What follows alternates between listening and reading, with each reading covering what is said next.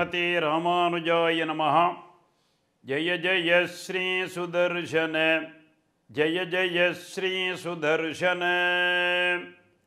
எம்பெருமான் எந்த எந்த அவதாரங்கள் எடுத்தாலும் அவருக்கு உறுதுணையாக இருக்கக்கூடியவர் சக்கரத்தாழ்வார் என்று சொல்லக்கூடியதான சுதர்சன பகவான். இப்படி இருக்கும் பொழுது முன்னமேயே சொன்னோம், மத்ஸ்யாவதாரத்திலே அதனுடைய முள்ளாக இருக்கக்கூடியவன், கூர்மாவதாரத்திலே சக்தி என்றும் முதுகாக இருக்கக்கூடியவன், பலமாக இருக்கக்கூடியவன், அதேபோல் வராகாவதாரத்திலே தந்தமாக இருக்கக்கூடியவன் சுதர்சன ஆழ்வான், நிருசிம்மாவதாரத்திலே நகமாக இருக்கக்கூடியவன், வாமனாவதாரத்திலே தர்பை முள்ளாக இருந்து சுக்கிரன் கண்ணை துரும்பால் கிளறக்கூடியவன், பரசுராமாவதாரத்தில் பார்த்தோமேயாகில் எங்களை யாரும் ஒன்றும் செய்ய முடியாது என்று தர்ப்பமாக கர்வமாக திரிந்து கொண்டிருந்த கூடிய அந்த க்ஷத்ரிய வர்க்கங்களை எல்லாம் அவர்களுக்கெல்லாம் மிகப்பெரியதான அகம்பாவம் ஏற்பட்டதாம். அதையெல்லாம் தன்னுடைய பரசு என்று சொல்லக்கூடியதான கொடலியாலே அத்தனை பேர் 21 கால் அரசு தலைகட்ட என்று சொல்லுமா போலே அந்த கோடரி ரூபமாக இருந்தவன் இந்த சுதர்சன பகவான் தான். அந்த மாதிரியான பரசுராமனுக்கு மிகவும் உதவக்கூடியதான இந்த சக்கரத்தாழ்வாருடைய பரிபூர்ணமான திருவருளாலே உங்களது இடையூறுகள் எதுவும் இல்லாமல் நீங்கள் நல்வாழ்வு பெற வேண்டும் என்று இன்றைய தினம் பலனே பிரார்த்திக்கிறார் என்று சொல்கிறார். அதாவது இடையூறு என்பது நாம் ஒரு நல்ல காரியம் ஆரம்பிக்கும் பொழுது எத்தனையோ விதமான தடங்கல்கள் நம்மை வந்து சேரும். ஆத்தியாத்மிகம், ஆதி தெய்வீகம், ஆதி பௌத்திகம் என்று சொல்லுவார்கள். இந்த மாதிரியாக சரீரத்தினாலே இடையூறு, தெய்வங்களினாலேயே இடையூறு, காரியங்களினாலே இடையூறு போன்றதான இந்த மாதிரியான இடையூறுகள் எதுவும் இல்லாமல் தங்கு தடையின்றி நற்காரியங்கள் நல்லவிதமாக இங்கே நடைபெற வேண்டுமேயாகில் இந்த பலன் தரும் தோத்திரத்தை நீங்கள் அனுதினமும் பாராயணம் செய்வீர்களாக என்று சொல்லுகிறார் இங்கே.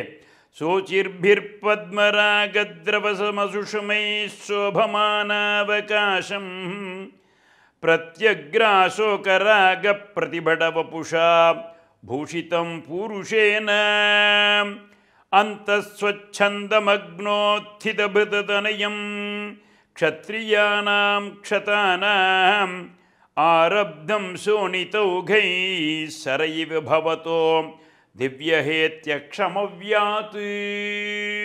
திவ்யஹேதி என்று சொல்லக்கூடியதான ஹேதிராஜனுடைய சுதர்சன பகவானுடைய அக்ஷமானது பரசுராமனுக்கு எவ்வளவு உதவியை செய்ததோ அதன் மூலமாக அவனுக்கு ஏற்பட்ட இடையூறுகள் ஆக இருக்கக்கூடிய அந்த க்ஷத்ரிய வர்க்கங்களை எல்லாம் அவன் எப்படி துவம்சம் செய்தானோ அந்த சுதர்சன பகவானானவன் நீங்கள் ஏற்படுத்தக்கூடியதான காரியங்களில் ஏற்படும் இடையூறுகளை எல்லாம் விலக்கி உங்களுக்கு நல்வாழ்வு கொடுத்து நீங்கள் செய்யக்கூடிய காரியங்கள் நற்காரியங்கள் எல்லாவற்றையும் நல்லவிதமாகவே அனுசரித்து அதையெல்லாம் பூர்த்தி செய்து கொடுப்பாராக, இடையூறு இன்றி நீங்கள் நல்வாழ்வு பெறுவீர்களாக என்பதைத்தான் இங்கே மங்களாசாசனமாக செய்து நமக்காக சுதர்சன பகவானிடம் பிரார்த்திக்கிறார்னு சொல்கிறாருங்க.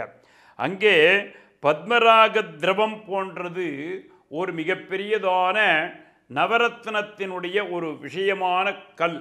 அந்த திரவம் என்பது எவ்வளவு ஒளி பொருந்தியதாக இருக்குமோ அதைப்போல் இங்கே ஒளி பொருந்தக்கூடியதான சுதர்சன பகவான் நம்மை எல்லாம் இடையூறு இன்றி நல்வாழ்வு பெறச் செய்வாராகன்னு சொல்கிறார்.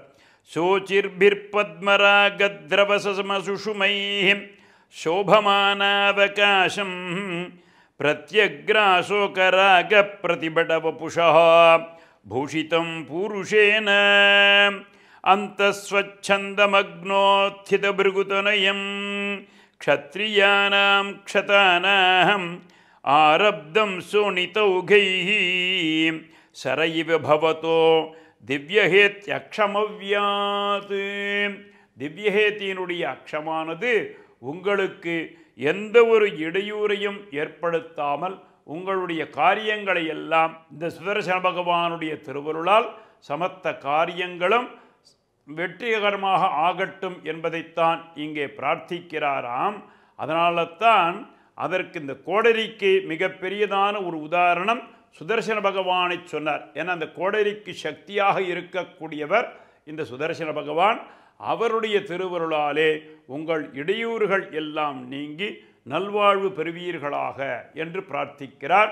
ஜெய ஜெய ஸ்ரீ சுதர்சன, ஜெய ஜெய ஸ்ரீ சுதர்சன, ஸ்ரீமதே ராமானுஜாய நமஹ.